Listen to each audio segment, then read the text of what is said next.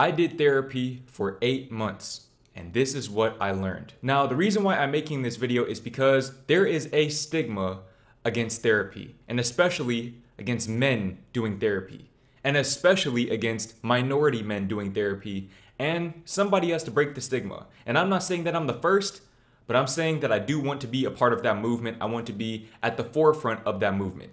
I want to inspire the next generation of men to seek the help that they deserve. Now, first off, let me start off by giving you some context as to why I decided to do therapy. So if you haven't been following my channel since maybe 2020 or 2021, I've struggled with mental health. I have struggled with mental health, especially in the past few years. And it's gotten to the point where I had suicidal thoughts and even suicidal tendencies.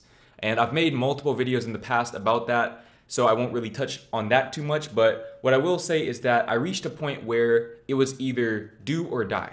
Okay, I either needed to seek the help that I knew I needed, or I would not be on this earth for very long. And ultimately, I decided to pick the former option, to seek the help that I knew I deserved. Now, I did therapy for 8 months. My first therapy session was in, I believe, October or November of 2021, and my last therapy session was July of this year, about a month ago. So I did therapy for about 8 months, and I learned quite a bit about myself and about therapy as a whole. Now, like I said, I'm making this video to break the stigma. Okay, a lot of people have these preconceived notions about therapy that it's for crazy people. It's for the mentally insane, but really therapy is for everyone and anyone. In the same way that going to the gym is for anyone and everyone, therapy is for anyone and everyone. If you care about your physical health, you go to the gym. If you care about your mental health, you go seek therapy. And I want to relay my experiences to show you guys that therapy is worth the time, the effort, and the money. Now, the first thing that you guys need to understand about therapy is that self-awareness is a prerequisite. You have to have basic self-awareness. A lot of people, they try therapy and they do it for maybe a few months or whatever, and they stop doing it because they feel like it's not helping. But the reason why it's not helping is because you don't even know the problem, right? And a lot of times that lack of self-awareness isn't even a lack of self-awareness, it's the refusal to acknowledge the issue at hand. And that's where the problem lies. Okay, the problem lies in you not loving yourself enough to be aware, to be cognizant of the fact that there is a problem within you. Okay, and being willing to look within and figure out what that problem is. Now, I'm not saying that you need to diagnose yourself, because obviously that's what therapy is for, is to help diagnose you. But you need to at least have a general understanding of the symptoms that you have. If you go to a doctor and you tell them, I don't know what's wrong with me, but something's wrong, they can't do anything for you. They cannot do anything for you because you don't even know the symptoms. All you know is that something is off. You need to have a general understanding of what's wrong with you in the first place so that you can relay that to your therapist, and then they can help diagnose you and they can provide you with the advice and the resources to help you overcome those issues. Now, I know in my particular case, I struggled mightily with depression, anxiety, stress, and just being overwhelmed by the sudden success, the sudden influx of success from doing YouTube, as well as the emotional process of writing my book, Soul Shock. And like I said, around October or November of last year, I reached my breaking point. I realized that if I didn't seek the help that I knew I deserved, I would spiral back into the place that I was in when I was ready to take my own life. And that's not a place that I nor any of you should ever have to go to before you start seeking help. And that's why I'm grateful to have BetterHelp as the sponsor of today's video. BetterHelp offers licensed professional therapists who are trained to listen to you and help you through your problems. You can talk to your therapist in a private online environment at your own convenience. There's a broad range of expertise in BetterHelp's 20,000 plus therapist network, a lot of which may not be locally available in your area. All you need to do is fill out a questionnaire to assess your specific needs, and within 48 hours, you'll be matched with your own licensed professional therapist. From there, you can schedule secure video and phone sessions, plus you can exchange unlimited messages, and everything you share is completely confidential. I know that one of the most valuable lessons that my therapist, Janice, imparted upon me in my 8 months of therapy was the notion of giving myself credit, and that's something that I'll touch on later on in this video. In addition to all of the aforementioned features of BetterHelp, you can also request a new therapist at any time for no additional charge. So be sure to visit betterhelp.com/JordanGreen. That's betterhelp.com/JordanGreen, or click the first link in the description or the pinned comment and join the over 2 million people, including myself, who have taken charge of their mental health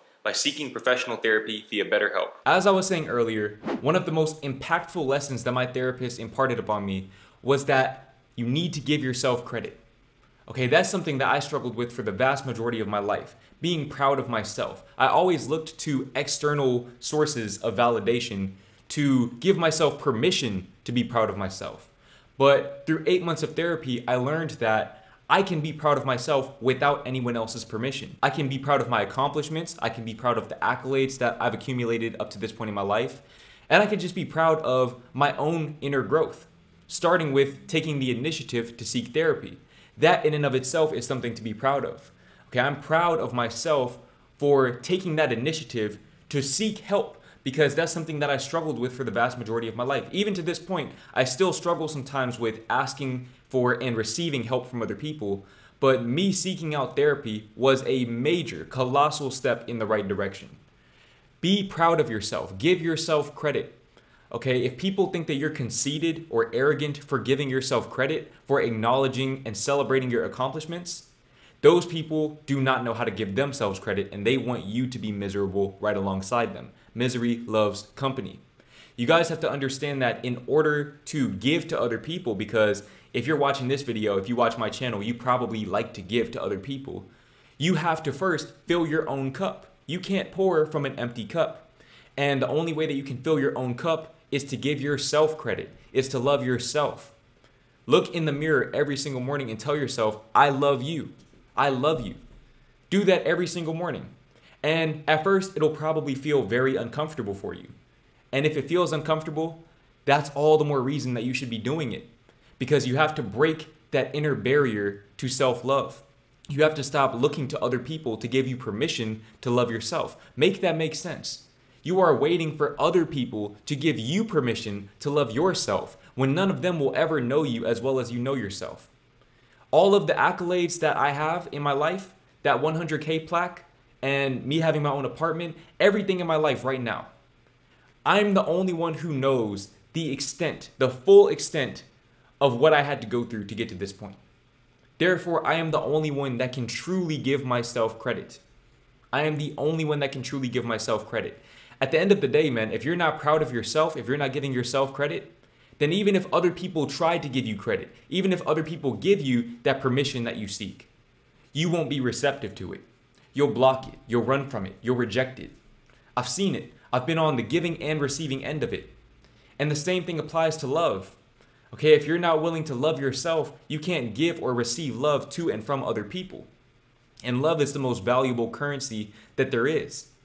Now, speaking of love, another thing that I learned from therapy, from doing 8 months of therapy, which, by the way, just want to throw this out there, even though this video is sponsored, I spent my own money. I spent my own money out of my own pocket with no financial aid to do therapy.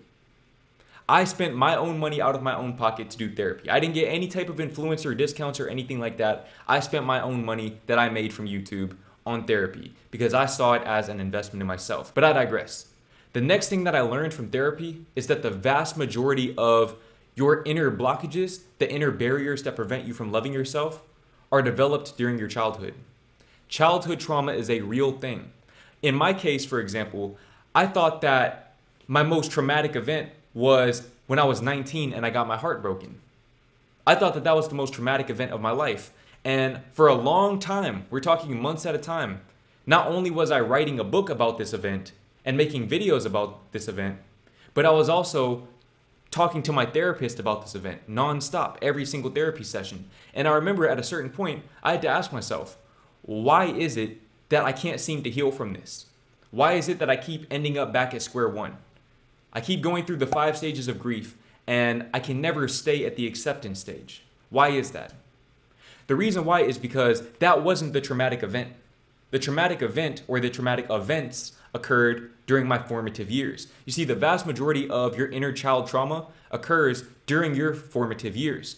That's from the time you're born until you're 8 or 9 years old, because that's when your brain is developing its fastest. So you can draw very, very big conclusions from isolated events. As children, because we don't have the capacity to think rationally because we're children, we tend to blow things out of proportion.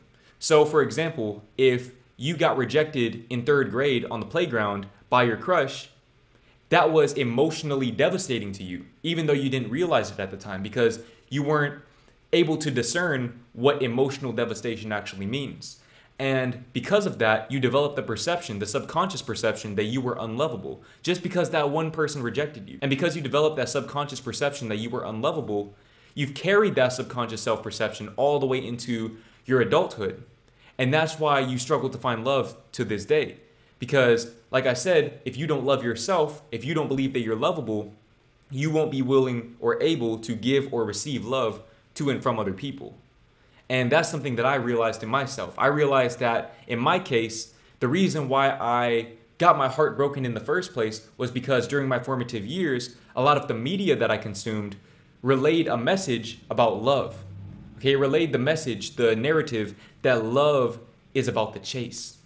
It's all about chasing the girl that you love, chasing the girl that you like. And I bought into that. From a very young age, I bought into that. And at the age of 19 or 20, it finally caught up to me.